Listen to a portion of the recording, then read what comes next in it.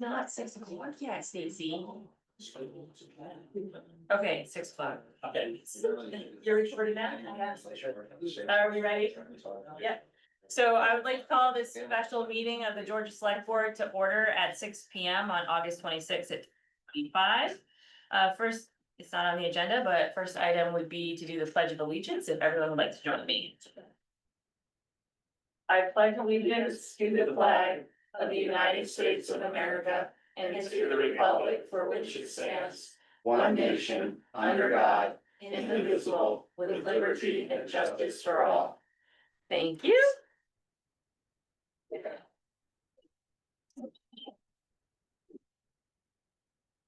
So first item on our agenda is really just the review of the proposed town of Georgia development regs. Doug, do you want to go through each individual change, or that's a lot? Yeah, I think. I mean, we went through them at the last meeting, but Yeah. they're all in the book and there is a change sheet on the website. So we will open it up to public comment first and then yeah. I'd just like to suggest that everybody's looking at version 3, is that correct? Version 3.0. Okay, look at your version, you know, Mhm. make sure we're going from the same set of instructions, I guess, okay. Yep. So we will open up public comment first. Everybody's going to have 4 minutes to state your comments. If you could clearly state your name. So that way we don't know everybody in the room. So that way if we could get that. So open it up to public comment.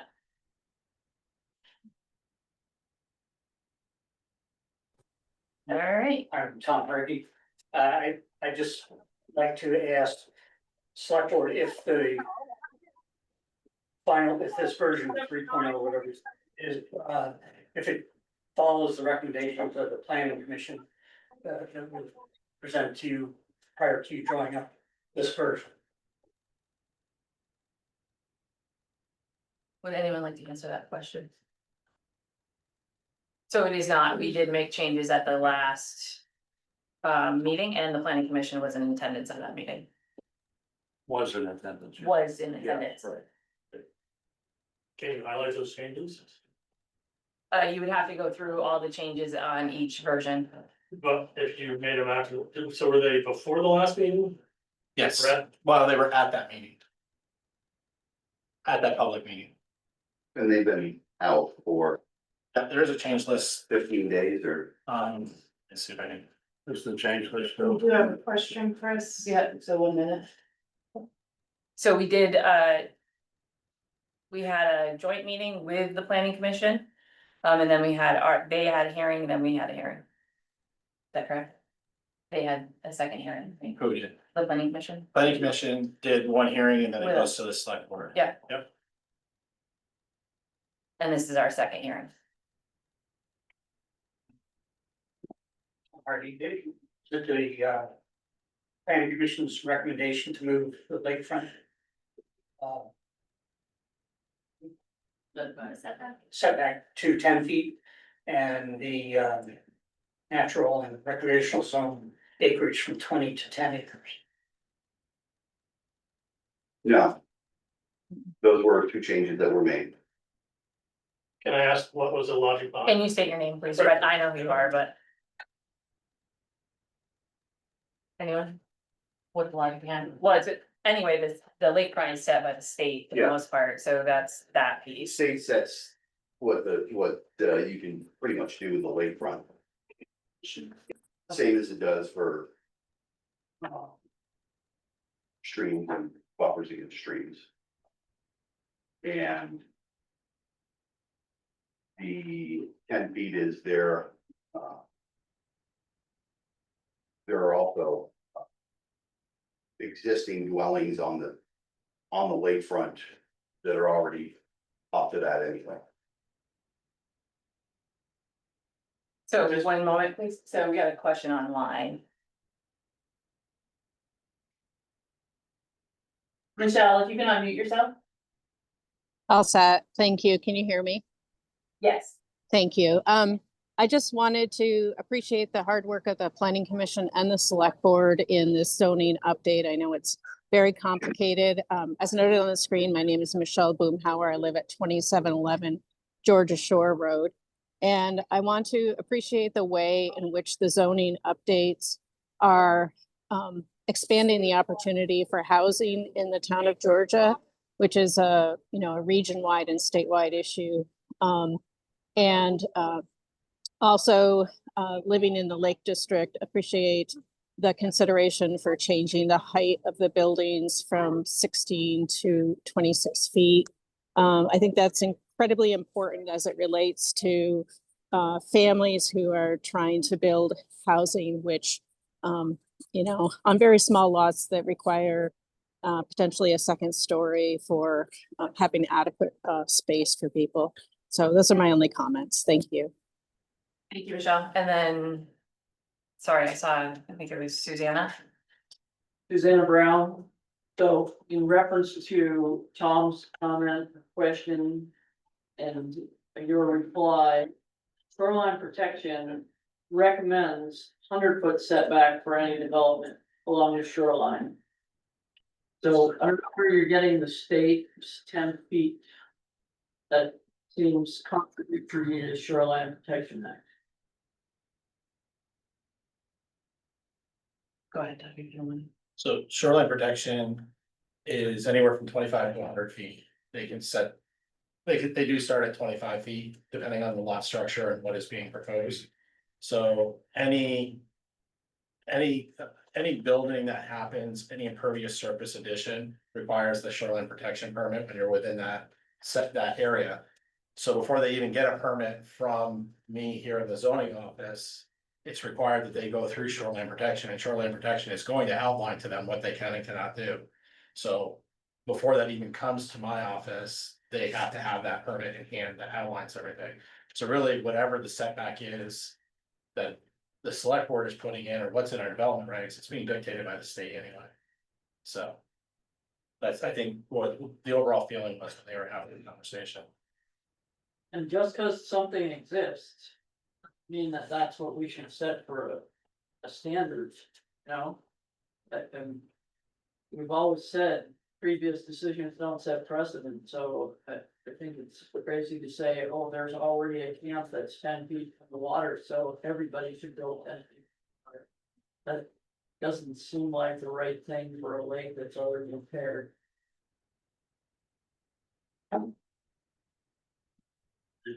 Doug, that would be, it's permanent site plan, right?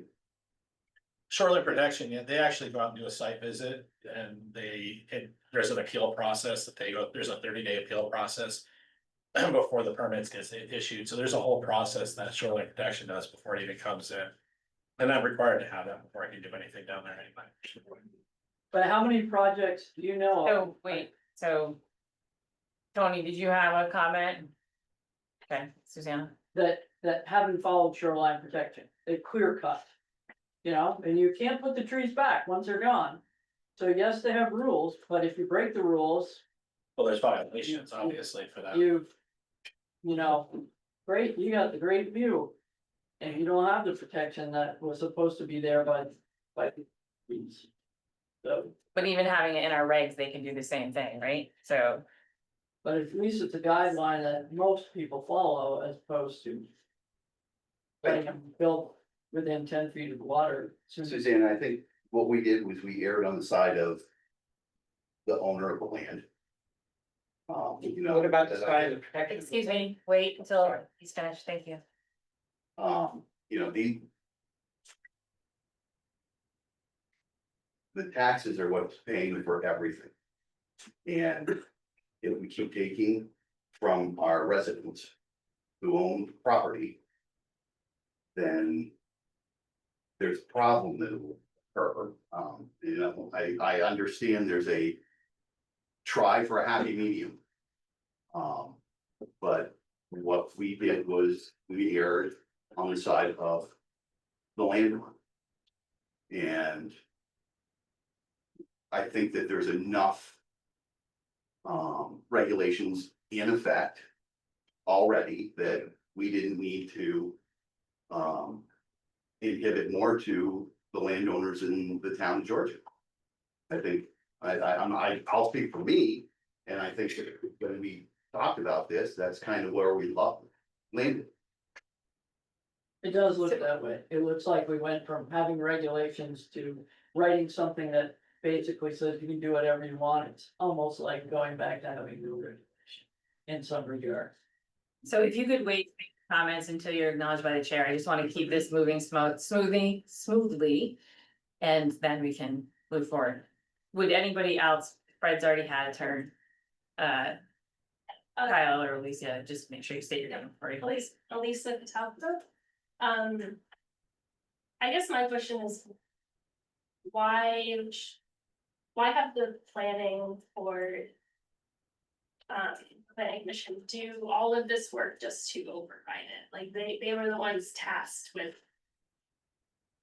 Thinking critically about all of these issues and making a lot of good changes to encourage development that makes sense in the landscape. Why should the select board override all of that? Also, there's surveys done. People want smart growth, people want to preserve the character of Georgia. Again, why does the planning commission want to, or the select board, excuse me, want to just override all of that? And then secondly, more housing also comes with more costs for the town. It's not just reducing taxpayer burden overall. It actually adds, obviously ours is already cramped. If we add more children, we will need a bigger school, which will cost more money. So yeah, those are my two questions. So I'll take one. So the school is the decline, we're seeing a decline in our population in the school. And so there were a lot more kids in there previously than there are now, believe it or not. And then from the select board, it's kind of we're listening to the survey, but we're also listening to others that have spoken to us about what they want to see in the town. So yes, it's partly the survey, partly our constituents speaking to us. And then we did, there's a lot of work in this zoning regs that are still there, just a difference of opinion in reducing, lot size requirements, et cetera. That's my opinion. If anyone else has anything else? I would commend the planning commission on what they did, and 95 to 98% of it is still there. Everything that they did, 95 to 98%. If you're cutting the size of the lot minimums, I don't know if you can. I don't know, it doesn't seem like 95%.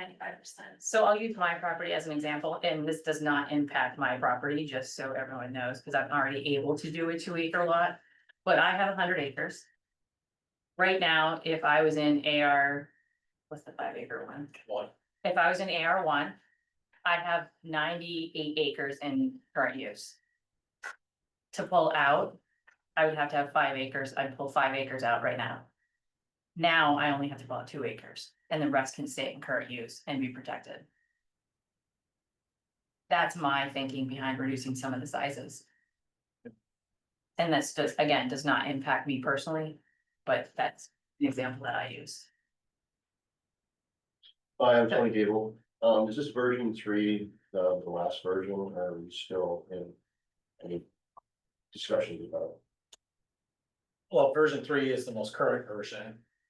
Version 3 would be what they're gonna vote on tonight unless there's major changes that would occur. Thank you.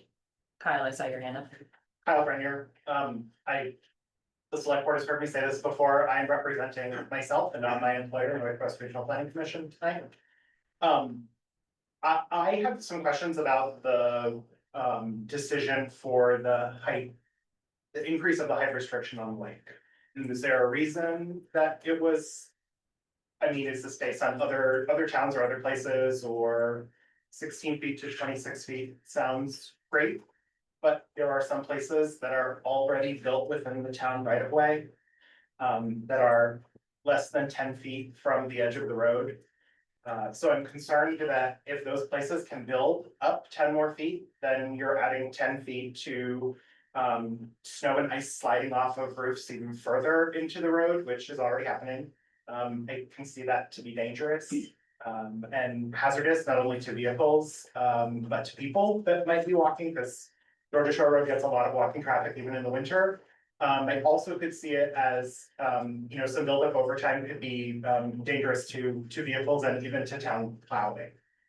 So I'm just concerned about those places that are that close, becoming that tall. I'm also concerned that, and I totally understand where Michelle is coming from with her comments earlier. And I share those sentiments in some particular places, but again, some of these structures that are so close to the road, so close in proximity to each other. Adding a second floor could potentially add multiple more bedrooms and many more inhabitants, which sounds good, but what happens to already overtaxed septic systems that are there that could be already draining into the lake? What safeguards are in to make sure that things like that wastewater is not, more wastewater is not entering the lake? State. You're not looking at me. State. So wastewater is handled by the state, so any of those that are year round have to have state systems. If they add bedrooms to those facilities, they're gonna have to increase whatever the wastewater capacity is. If they can't increase their wastewater capacity because they don't have space on property, then obviously they usually cannot build or add the bedrooms to that. So My guess is that it will. That it will improve it. Because if they go to add on and make their house larger, bedrooms on, they're gonna have to. Actually redo a septic system, and the state's gonna make them do it in a way that's going to be able to handle that capacity. Right, what happens when it doesn't fit though? Then they can't build. Yeah, I mean, it's. It only works if it makes it, you know, if they can fit it, it makes it work. I'm only smiling and smirking because I know for certain that there are homes that have been turned into year round and have been remodeled and changed. Yep. And have septic systems that are not modern, and are probably not even septic systems. And I'm not one of those people that's like, you know, there's a lot of contributing factors to the lake. I think that the lake in Georgia is really precious, we're deep, we're relatively clean, we don't get the algae blooms, and I think that. Some of that is due to some of the limitations in our development regulations.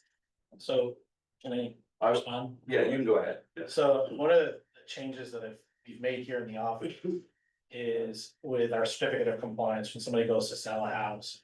Used to just kind of go through and look at if they had an outstanding permit or they didn't close a permit out. We're kind of taking that a step farther now, and we're looking at the house, the ads. We're looking to see if the structures are actually meeting what we have in our listers cards, what we have in our records here in the town. Now that I've got all the records digitized, I can find them quickly and I can look this stuff up. So we are catching a lot of stuff right now. I would say in the past year, I mean, I've got full second stories on houses that weren't ever put on. I mean, we're catching a lot now that are not. So those types of things, I'm hoping are not gonna fall through the crack as much as they were before. But we're doing a lot more due diligence on this end. And so, I mean, so there's certainly the wastewater, but I do think that and I guess I will say also to that, you know, I look at places like, the Mills property. And it's really unfortunate that those are big, beautiful lots that have a lot of setback and are not right next to the road and things like that, that some of those can't build, you know, higher than 16 feet, I believe, right now. And so opening it up, I think, is a great thing in places that are appropriate, but a lot of those camps and those houses that are squashed between the road and the lakeshore, and my family lives in one of them. I think it's a mistake to allow them to be that tall. And could be potentially dangerous. Thank you. Anyone else? I see you, Fred. I'm just gonna give everybody else an opportunity.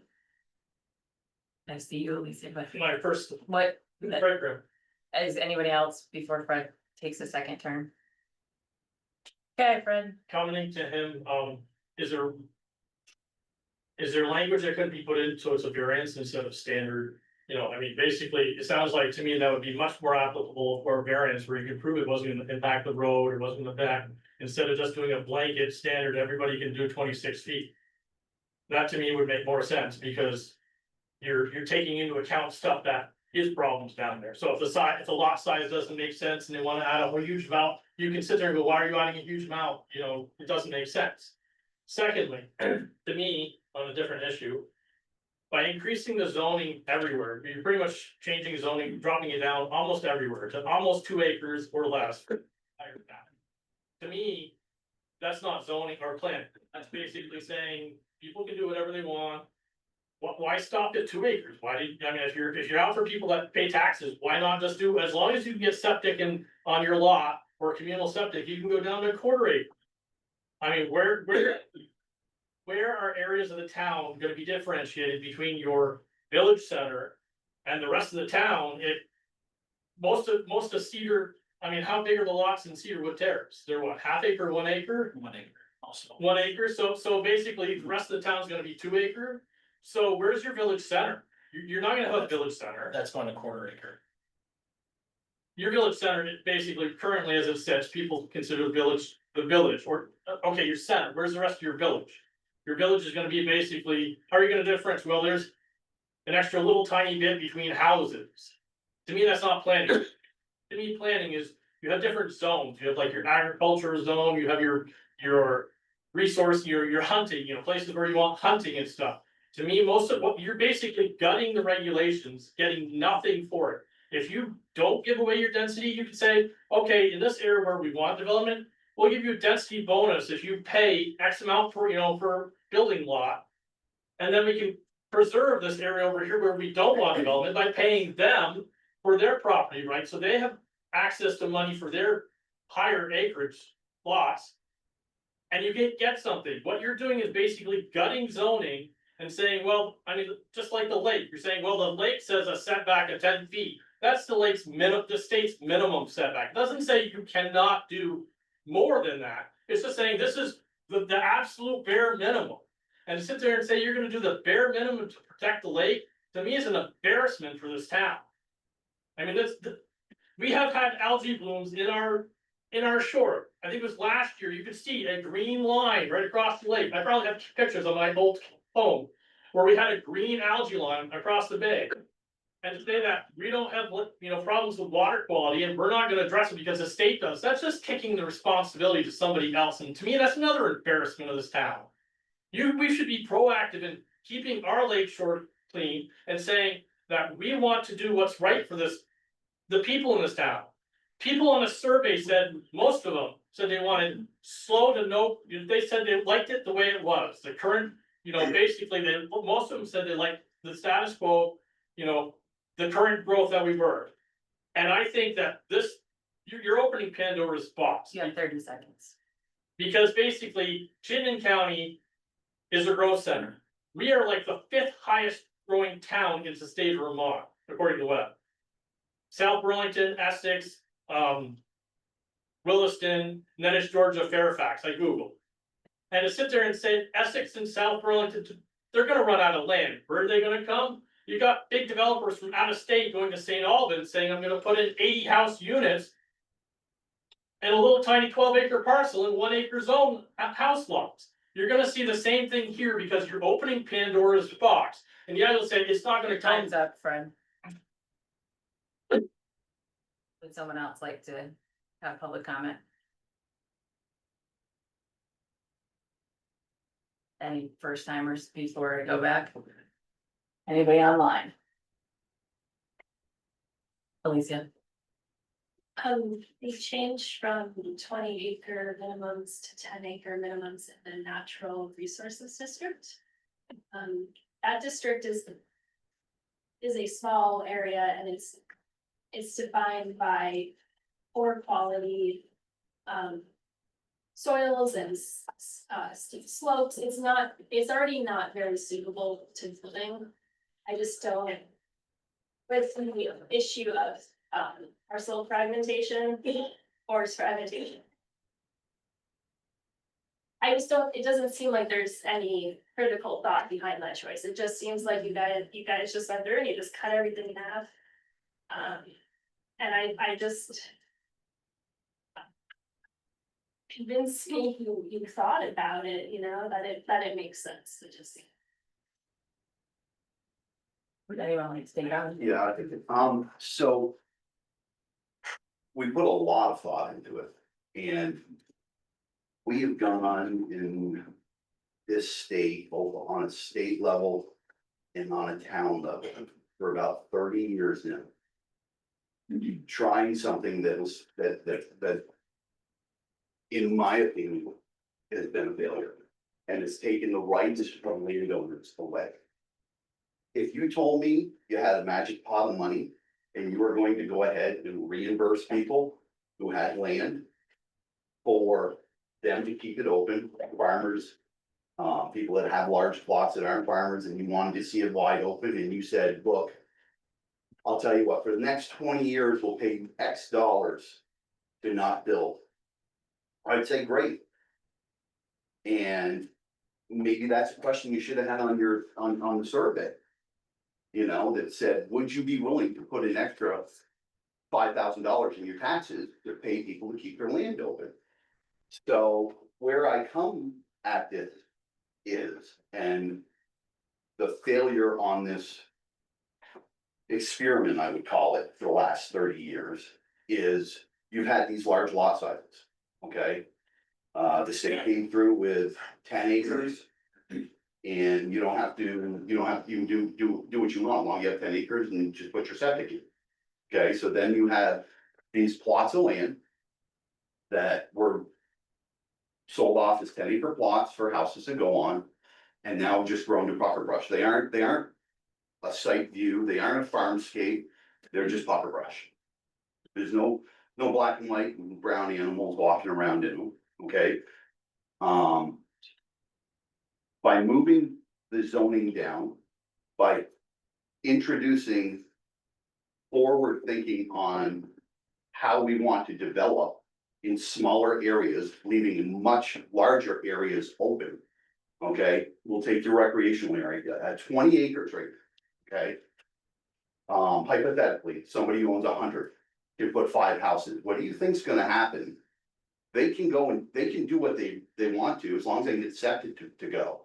Okay. They can clear cut all of it.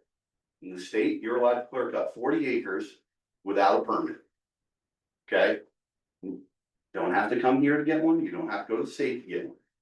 Okay. So you could take that 100 acres and sell it for 5 houses, put 5 houses on it. Okay. And that was probably to offset bills, because most of the farmers and people who have land, they're paying a large amount of taxes. Okay, this, we all know this. And by lowering that and allowing for a higher density in smaller areas, we're clustering the houses and leaving more land open. You know what, it's time to change our way of thinking on this. Okay, we aren't gonna, Fred, you brought it up. Chittenden County's coming, it's all coming this way, okay? So if you think that it's not going to happen, I think you're wrong.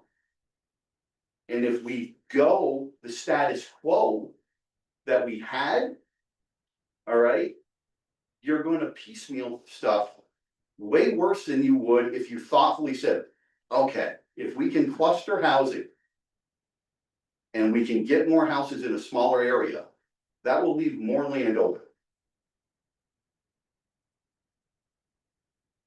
You made a great point, Fred. Maybe it should be a quarter or an eighth of an acre. Can I respond? 1 second. Go ahead. So the other thing I was gonna say is I look at it from the perspective of if a farmer can sell off 2 acres of their land versus having to pull out 20 or 10, to reduce what they have to pull out to stay in a farm, stay as a farmer. And only have to sell a smaller portion of their property to keep the rest of their land available for them to farm and keep Georgia as much as it possibly can be as it is now, which, that's not planning ahead. If we say we wanna keep everything exactly the way it is, that's not planning for the future. But that's my opinion. I think it's important to allow people to sell off as little of their property if they have to keep the rest of their property. Would anyone else from the select board to respond to that question? Lisa,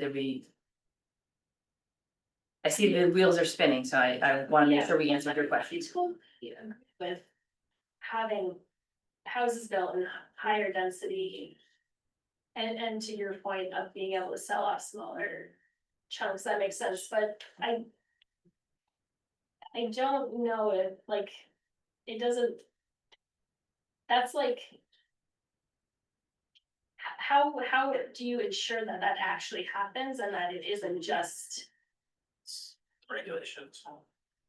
Well, it's through the process, right, of the planning commission, or through the DRB and through the zoning. So if they were, somebody has a 20-acre lot.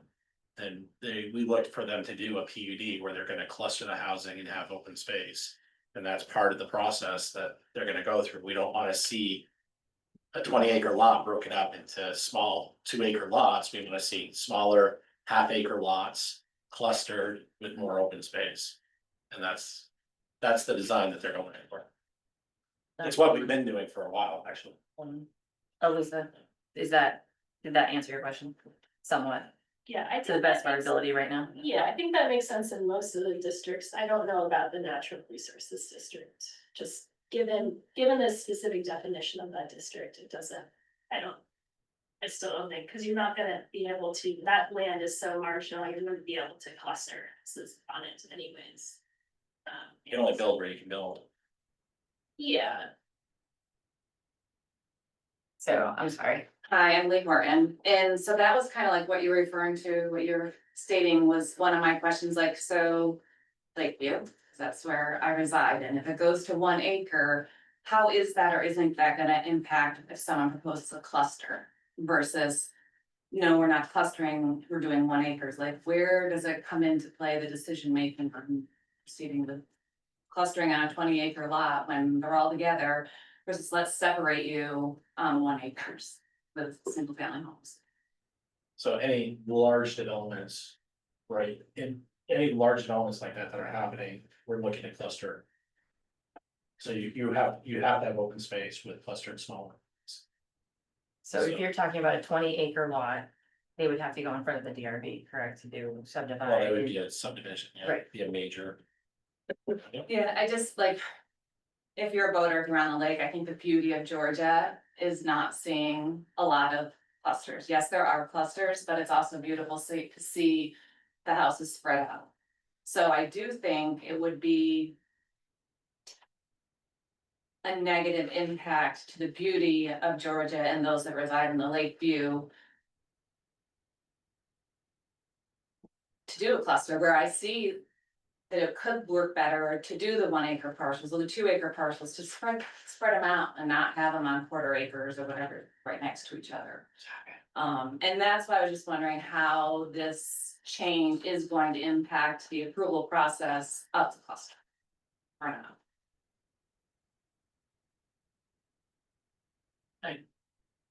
Or maybe that's just Right. case by case basis and that can be fine. It all goes through the DRB for them to design and lay out. The idea of that is to keep open space between those parcels. So if somebody came in and did one and then the next one comes in, you try to keep that open space together, so you have more larger open space areas than the clustered housing. So. Susanna, you had your hand up. I just wanted to point out that clustering sounds great, but it's not required.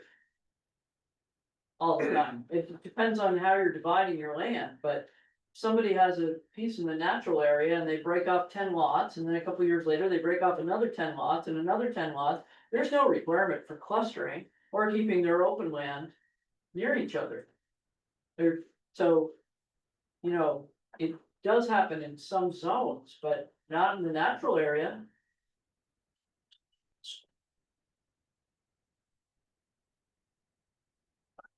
What do you think?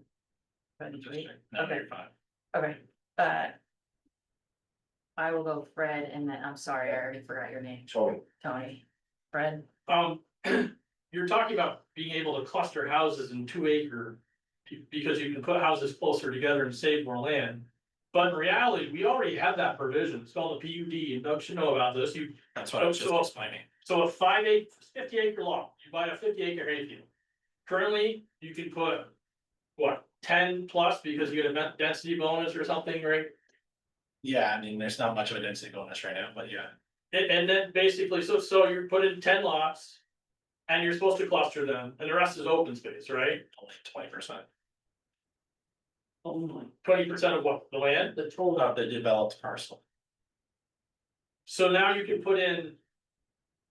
However many, you can put in 25 houses, You can put in, if it's 2 acre zoning, how big was the lot again? 50 acres. Right, so You can put in 25 houses, plus density. so how are you saving land when you already have a provision to cluster? You already have a provision that says you can do what, 3/4 acre clustering, and now you're doing 2 acre.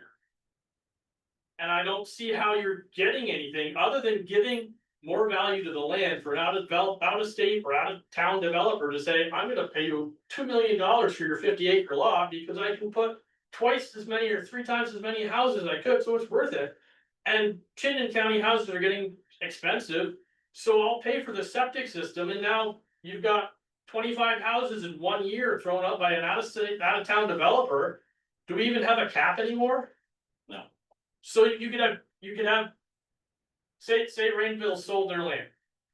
600 acres. They don't fit their door. Phil, you sat right in You could have 300 houses put up in how many, and then as fast as they could build. Well, other than Act 250, what provisions do you have to stop with? But you have Act 250 now. Exactly. Why are you relying on Act 250 to regulate our town? That's what zoning is supposed to do. It's supposed to be the town's ability to regulate and plan for the future. And this sounds like a gutting of the plan of the town zoning regs against, from the sounds of it, the planning commission did recommend all this. So I mean, we as townspeople elected a body to represent us for planning, and then you ignore it and do your own thing because 3 to 5 people know best. And you're telling me that constituents, and then 400 and something people responded to this, how many people did the survey? Or entered? It was well over 400, I think it was. I'd have to look. You have a minute, Fred. And you're telling me that some constituents came, but how many constituents came that overwrites 400 surveys? I mean, basically, all those constituents had an opportunity, if they were paying attention, to put in a survey. So just because they pulled you aside and said, hey, I might have filled out the survey, but pay attention to me because I want you to do what I want. To me, you're not representing the people of the town when you start ignoring surveys and doing what your constituents want and gutting planning regulations against the planning commission. Thank you. Can I grab that? I wasn't gonna respond. Oh. Fred, I would disagree. And I'm glad you picked Joe. This is family has been a long time resident of this town. Since the 60s. Huh? Since the 60s.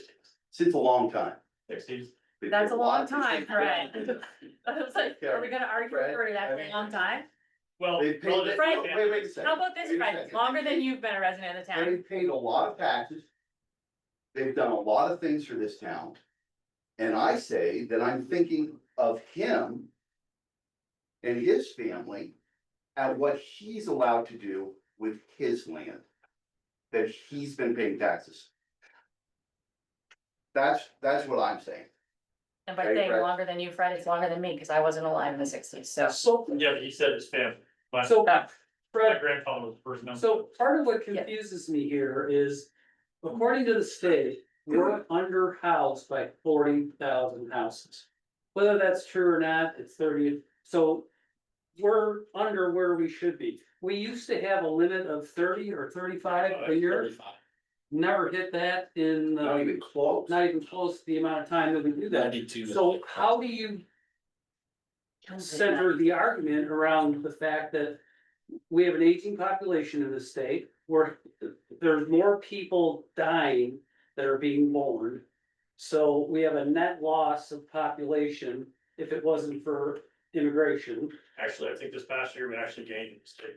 Net, it was we did, but 3%, but it was immigration. We're still losing, more people are dying that are being born in Vermont. And we have this crisis that we hear about every week in the news of not enough houses in the state of Vermont.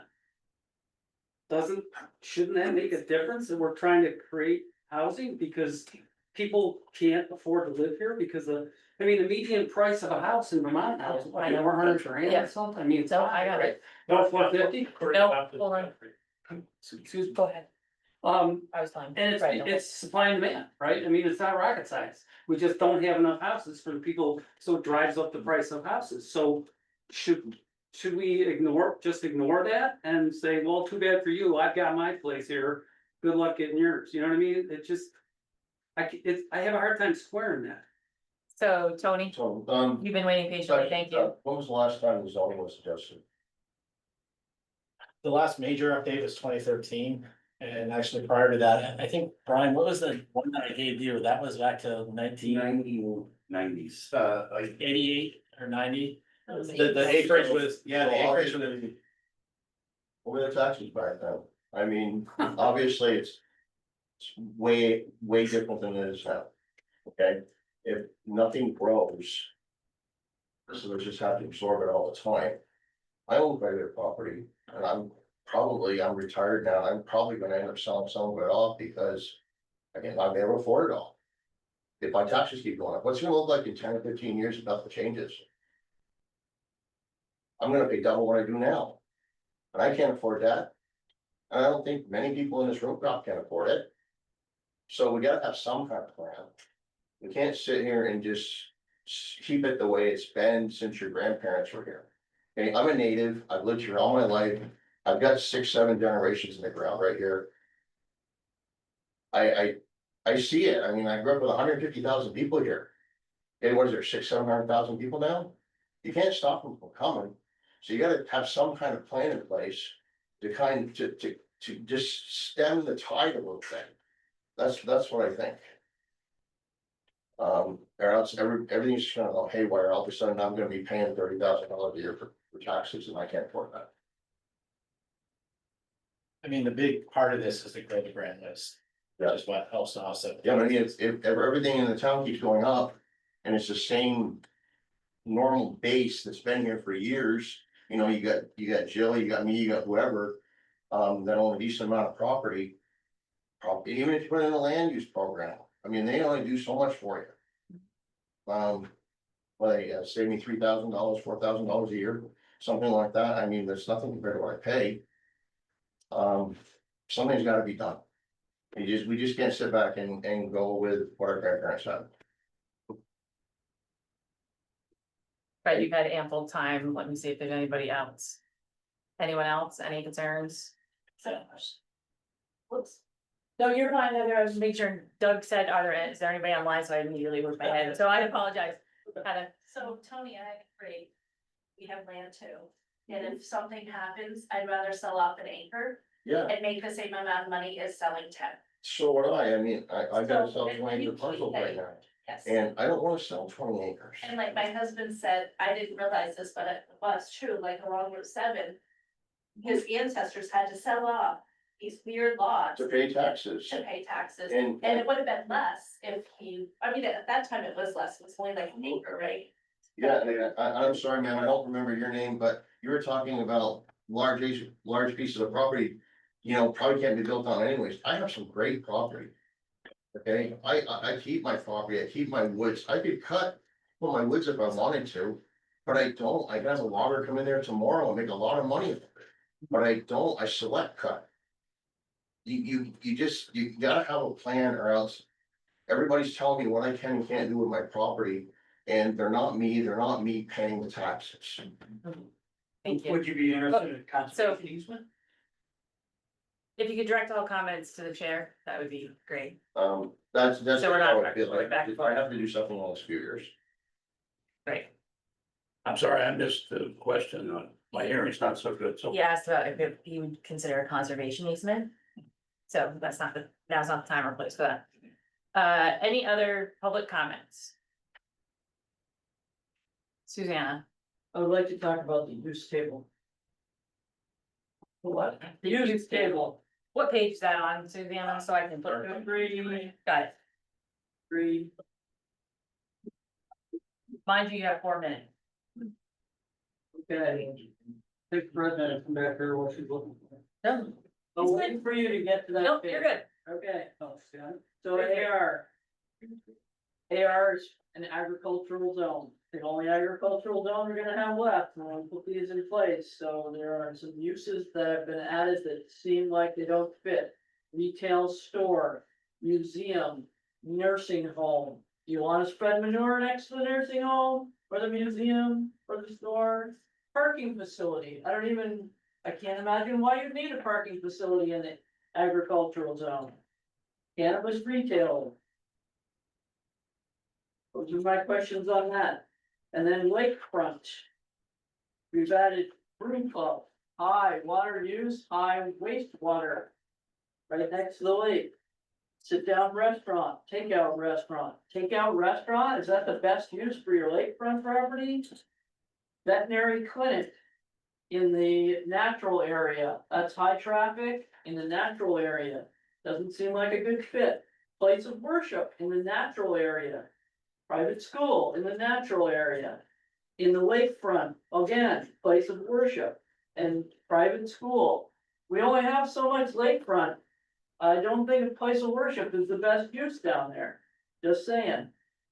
And one comment, under parking facility, you have, number 13 on all of them, it only pertains to the village core, so that's an error on that entire line across there.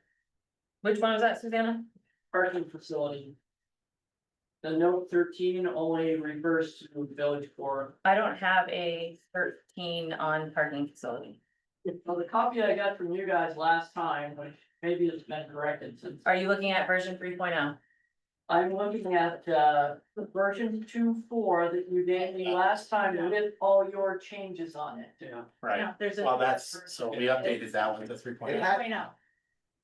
I can't afford. It had to be done from the last meeting, you update each version as. I know, but I thought this had all your changes in it in red, that's why I brought this one, because it shows what you changed.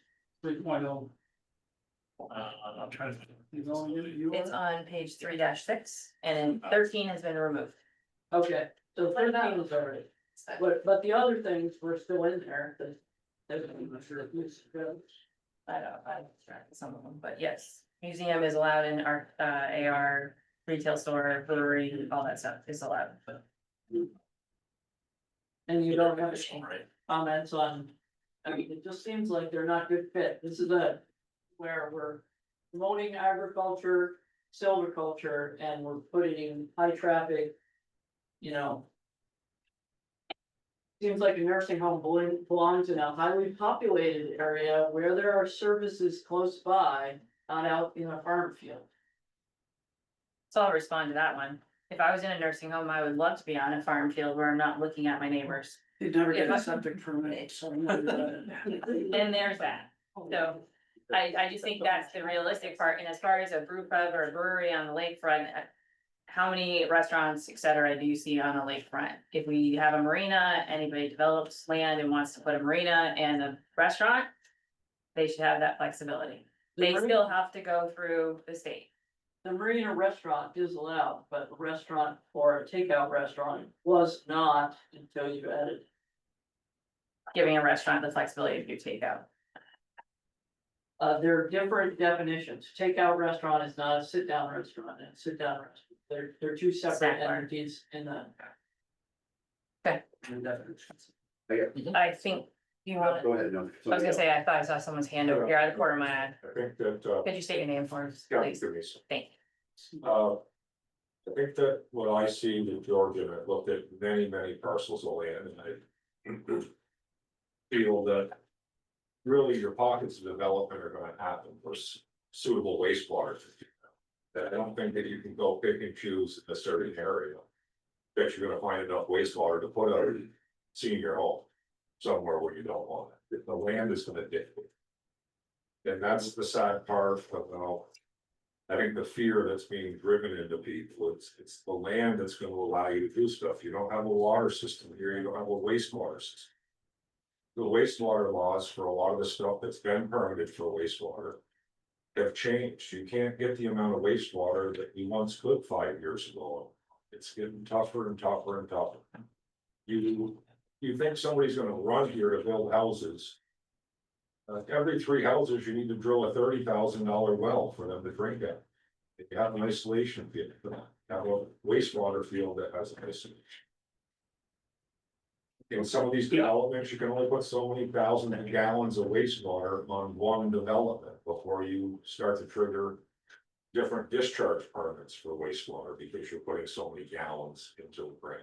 I just think that.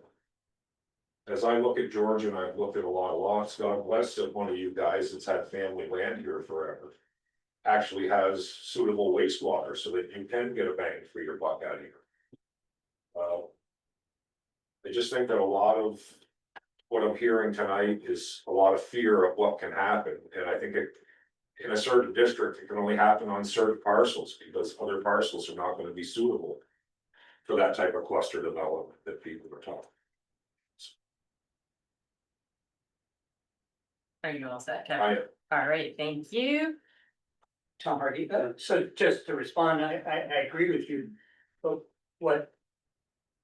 The select board has done is take any planning and control out of that and just thrown it. Not wide open, but very much open, and if we just count on whatever obstacles crop up from the state or the landform or the wastewater. Feasibilities, we can put in our own controls, but you've taken them out for quite to a great extent. And just I hear a lot from what has been said tonight, but well, we'll wait for some obstacle to show up that keeps them from doing that anyway, but we're gonna have it okay in our regulations. I think as a town, we could set limits that we don't have to hope for something to get in the way in a bad situation. The comment was made that about the setbacks changing from 25 or 50 feet to 10. That you did that because you didn't want to make more burden on the property owner. Well, if you had left it alone, you would not make more burden on the property owner. Extending it to 10 feet, you didn't need to do anything if you didn't want to change the burden. Burden was as it was. So extending it to 10 feet did not. If you had left it alone, you wouldn't have had a burden in the first place. That was the point I raised my hand about earlier. Sorry. No, that's fine. But so I just want to get back to what Fred was saying, that you're gutting our capabilities here by just making regulate or making development a de facto thing based on what natural limits are out there, and so. Any comments from the select board? Yeah, this is more, I mean, I'm not representing the select board in this comment. Okay, so as a resident of the town of Georgia, would you like to Yes, speak, okay, Mr. Rosen, all right. please? I've lived here some 40 years now in the town of Georgia, actually in the same house.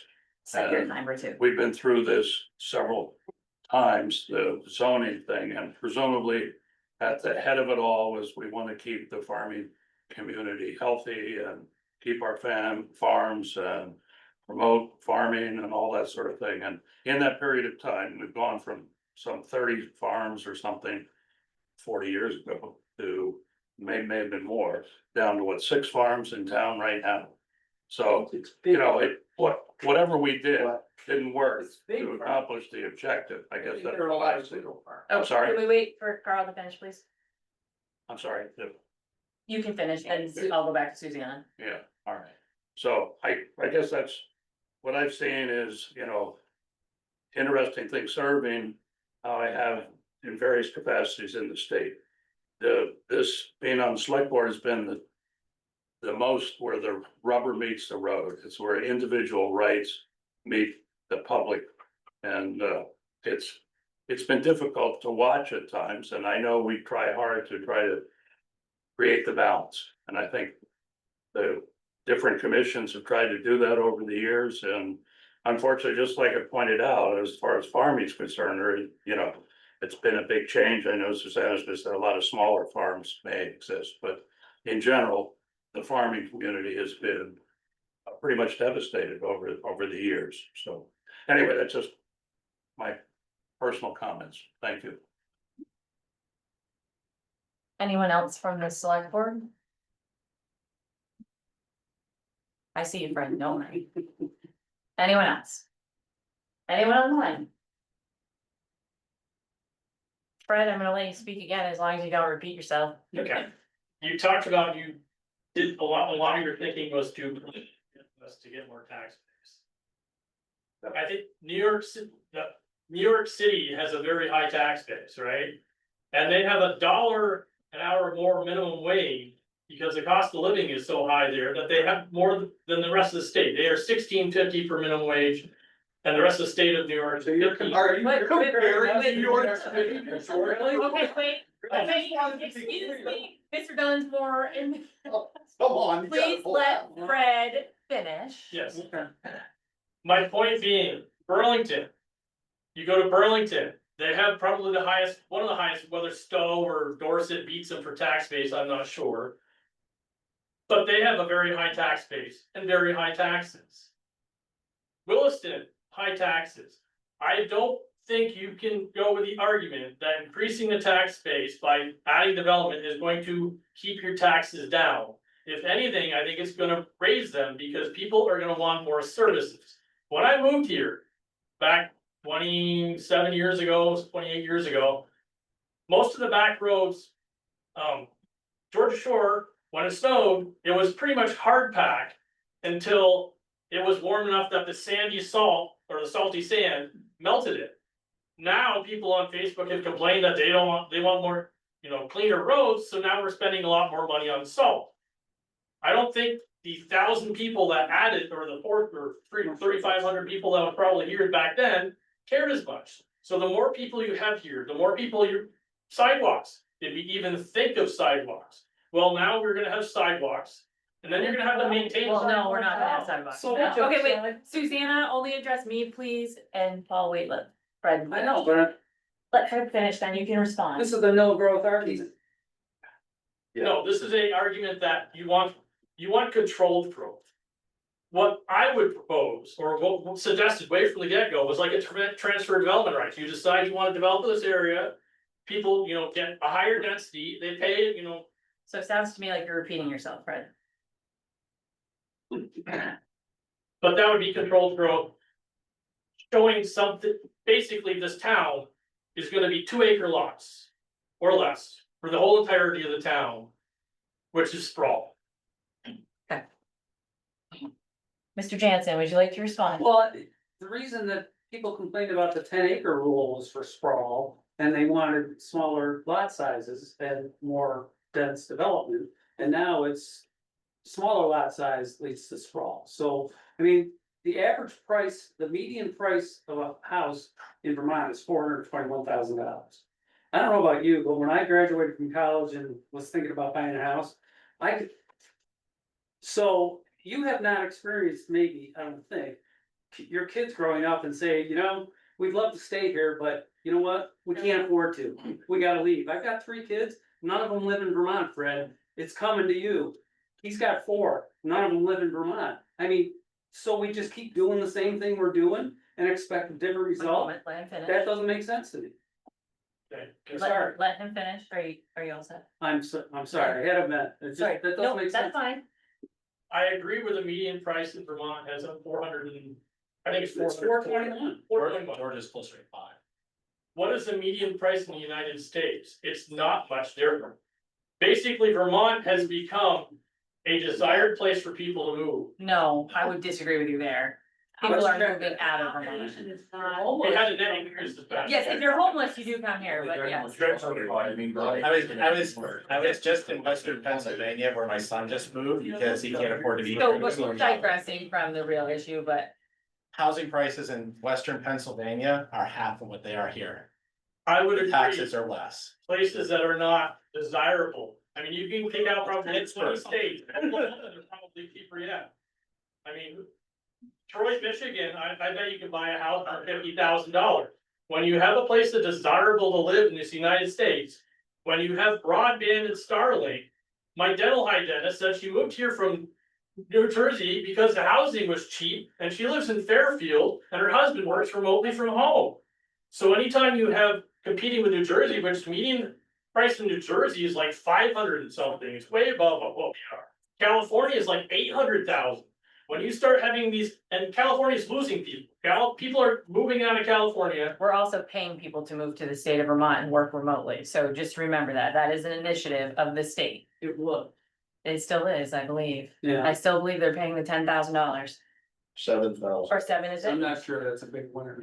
But no, it wasn't, but That that's, puts a burden on the service, we already have enough doctors. so anyway, so that's, So so, my point being is, I think Vermont is catching up to the desirables, just because Vermont, for a long time, people didn't move to Vermont, it's like, where is Vermont? I mean, I've been to a lot of places and they're like, I live in Vermont, what state is that in? People didn't know where Vermont is. I think people are starting to know where Vermont is, and they're going, oh, it's great skiing, it's a rural place, and the houses are cheaper than where I live currently in Massachusetts, you know, lower New Hampshire, New Jersey. So, hey, I can move to Vermont and I can have all this stuff that I don't have here and still have my work from home income. So I don't think you're gonna see houses decline in price just because you build more of them. You're just gonna have more houses. Because we are catching up to places that have been desirable to live, because we are more of a desirable place to live. If you Google desirable Okay. states to live in, I bet we are in the Right. top 15. okay. Anyone else? No. Am I on? No. Would you like to comment? I can recognize you yet. Evolution. Oh, no. There's no more public comment. For people who are on, but nobody's thought. no one's talking. There's no chat. No, Okay. I'm watching. Everybody done? That's I a would loaded like question. to make a motion to accept the new town of Georgia development regs 3.0 as we have gone through. To pass development regs 3.0. Do I have a second? I will second it. Any discussion from the select board? Any discussion from, that has not already been said from the public? Hearing none, all in favor? Aye. Opposed? Perfect. Thank you, everybody. Thank you, everyone. There is a 21 day. Yeah, so there is a